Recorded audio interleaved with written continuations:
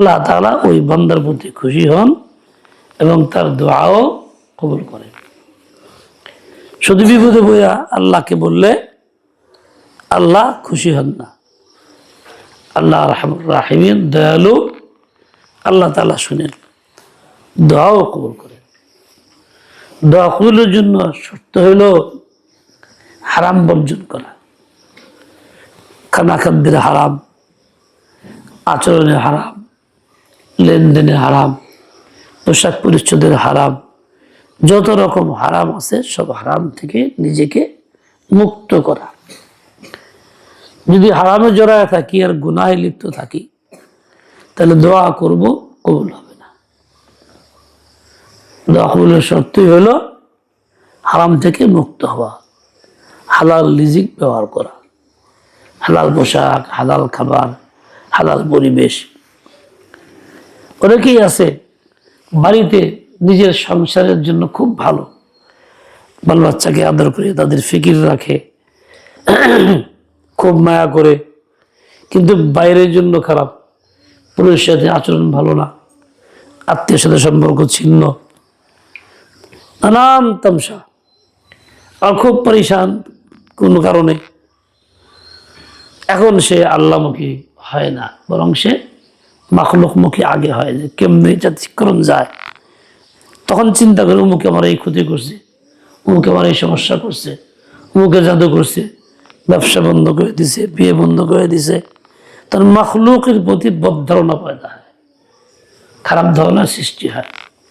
তো মাখলুককে অযথাই দোষে, এর দ্বারা ইমানও নষ্ট হয়, তার সমাধানও হয় না। দিন যায় সন্দেহ বাড়ে, দিন যায় সন্দেহ বাড়ে, দিন যায় সন্দেহ বাড়ে। অথচ তার নিজের এই যে বাইরের সাথে সম্পর্ক ভালো না, এটা ইসলাহ করে না। উচিত ছিল এটা ইসলাহ করা, সবার সাথে যে রকম আচরণ করার কথা আল্লাহ রাসূল বলছেন সেভাবে করা। এরপরেও পরেশানি থাকতে পারে এবং থাকবে, এটাই স্বাভাবিক, দুনিয়া পরেশানির জায়গা। তখন আল্লাহকে বলা, তখন আল্লাহমুখী হওয়া, যে আল্লাহ আমি তো সব কাজ ঠিক মতো করার চেষ্টা করি, এরপরেও ভুল ইচ্ছা অনিচ্ছায় হয়, তারপরে মাফ করে দেন, পরেশানি মুক্ত করে দেন। এবং সকল পরেশানি থেকে মুক্তির জন্য, সকল প্রয়োজন পূরণের জন্য ইস্তেগফার এবং তওবার কোনো বিকল্প নাই। গুনাহ ছেড়ে ইস্তেগফার করো, গুনাহ ছাড়ো ইস্তেগফার করো, গুনাহ ছাড়ো ইস্তেগফার করো। এইটাই একমাত্র ঔষধ, একমাত্র পথ, একমাত্র পথ। আস্তাগফিরুল্লাহ আল্লাযী লা ইলাহা ইল্লা হুয়াল হাইয়ুল কাইয়্যুম ওয়া আতুবু ইলাইহি। যত বেশি পারা যায়, শত শত না হাজার হাজার বার, প্রয়োজনীয় কাজ বাদ দিয়ে এমনি চলাফেরা, ওঠা বসা, সকল কাজের মধ্যে হাত ব্যস্ত, পাও ব্যস্ত, আর দিল মুখ ব্যস্ত ইস্তেগফারের মধ্যে রাখতে হবে। তাহলে পরেশানি থাকবে না, অসুবিধা সুবিধায় পরিণত হবে। ইমাম আহমদ ইবনে হাম্বল রাহমাতুল্লাহ আলাইহি একদিন শীতের দিন সফরে গেছেন, একা ছিলেন, জোরে খাদেম ছিল না। এশার নামাজ পড়ছেন এক অপরিচিত জায়গায়, এক মসজিদে। ভাবলেন রাত হয়ে গেছে, এখানে মসজিদেই থাকবো, কিন্তু খাদেম এসা বের করে দিলেন, ওনাকে চিনে না, বের করে দিয়েছেন। বাচ্চা উনি আর কিছু বলেন নাই, বের হয়ে গেছে। আর শীত, যাবেন কোথায়? দেখছেন যে কাছে এক লোক রুটি বানায়, দোকানদার, তন্দুর রুটি চুলায় সেকে এরকম রুটি বানায় আর সেকে, রুটি বানায় সেকে। তো তার কাছে গেছে, যে কমাস কম কথাবার্তা কই, আগুন ভাই, এতে শীতটাও কমবো, সময়টাও কাটবো, আর দেখি কোনো স্রোত হয় কিনা। তো ওই লোকটা রুটি বানায় আর খালি এই গোলা টান দেয়, এই হাতে বানায়, এই বেলুন দেয় করে, সবসময় খালি আস্তাগফিরুল্লাহ আল্লাযী লা ইলাহা ইল্লা হুয়াল হাইয়ুল কাইয়্যুম। হে যত কাজ করতেছে খালি আস্তাগফিরুল্লাহ আল্লাযী লা ইলাহা ইল্লা হুয়াল হাইয়ুল কাইয়্যুম ওয়া আতুবু ইলাইহি পড়তেছে। জিজ্ঞাসা করে, আপনি চিনে না? দোকানদার জিজ্ঞাসা করে রুটি আলাও না কে মুসাফির বলে হ্যাঁ রুটি খান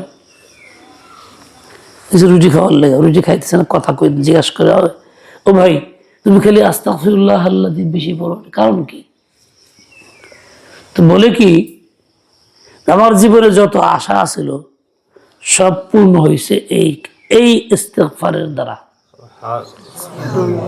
শুধু একটা আশা বাকি আছে কি আশা বাকি আছে ওই আশার জন্য আমি ইস্তেগফার পড়তেছি বলে কি আশা বাকি আছে এই যুগের ইমাম আহমদ বিন হাম্বলের সঙ্গে দেখা হয় নাই আল্লাহর কাছে কইতেছি আল্লাহ ইমাম সাহেবকে দেখা করে দাও এই আশাটা খালি বাকি আছে আর সব আশা পূরণ হয়ে গেছে তখন ও চিনে না যে এই লোকটা ইমাম আহমদ বিন হাম্বল তো বলছে ভাই তুমি যে আশা করছো এই আল্লাহ আশা পূরণ করলো আমি ইমাম আহমদ বিন হাম্বল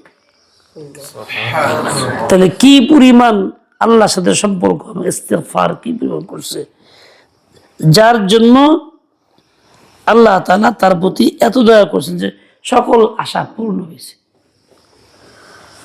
আসলে আমাদের জীবনের সকল পরিশানির ইলাজ এবং চিকিৎসাই হইল এটা তো নিজেকে পাক সাফ করা গুনাহ মুক্ত করা হারাম থেকে মুক্ত করা আর সর্বাবস্থায় খুশহালি ও বদহালি সুখে দুঃখে আল্লাহকে মনে করা আল্লাহর জিকির করা দোয়া সবসময়ই করা এমন না যেখানে সুখের অবস্থা তৃতীয় কাজ হইল কমজোর দুর্বলদের সহযোগিতা নেওয়া তাদের থেকে দোয়া নেওয়া তাদের থেকে দোয়া চাওয়া হাদিসে পাকে আছে আলা তুরজাকুনা বিদুআফাইকুম তোমাদের মধ্যে যারা কমজোর তাদের উসিলায় তোমাদের রিজিক মিলে এক সাহাবী উনি সকল কাজের মধ্যে আলহামদুলিল্লাহ সফল সচ্ছল ছিলেন তোমাদের ভিতরে চিন্তা হলো যে আল্লাহ আমার খুব দিছে আর এটা আমার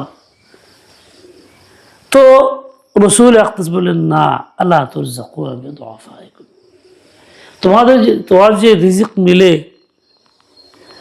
ভালো অবস্থা এটা কমজোরের ওসিলায় তার মানে এই অবস্থা কমজোরদের অসহায়দের দুর্বলদের দোয়া নাও তাদের ওসিলা নাও কেননা যারা কমজোর দুর্বল অসহায় না খায়া থাকে তাদের দিলের ভিতরে আঘাত বেশি থাকে যখন দিলে আঘাত বেশি থাকে তো ওই দিলের দোয়া আল্লাহর কাছে বেশি পছন্দ তারা চায় তো আল্লাহর কাছে ওইরকমই চায় দিল থেকে চায় অতি আগ্রহের সাথে বারবার ইসরার করে ওভাবেই চায় এই জন্য তাদের দোয়া নাও তাদের দোয়া আল্লাহর কাছে পছন্দ এবং কবুল আল্লাহ তুরজাকুনা বিদুআফাইকুম মানুষ যারা খুশহালে থাকে স্বাচ্ছন্দ্যে থাকে তাদের দিলে আঘাত কম থাকে আর যারা অসচ্ছল থাকে তাদের দিলে আঘাত বেশি থাকে এই জন্য তাদের দোয়া আল্লাহর কাছে পছন্দ এই যে মজলুম অসহায় দুর্বল অসচ্ছল এদের থেকে দোয়া নাও তাহলে দেখবা তোমার প্রতি আল্লাহ রহমত নাজিল হইতেছে তোমার যে পরেশানি বা অসুবিধা বা অভাব সেটাও কাটতেছে আল্লাহ তুরজাকুনা বিদুআফাইকুম আমার জন্য এই কাজগুলি শিয়ার বানায় নেই আল্লাহ পাক আমাদের সবাইকে সহি বুঝ দিয়ে দেন হিম্মতে আলিয়া তৌফিক খায়র দিয়ে দেন সুবহানাকাল্লাহুম্মা বিহামদিক আশহাদু আল্লা ইলাহা ইল্লা আনতা আস্তাগফিরুকা ওয়া আতুবু ইলাইক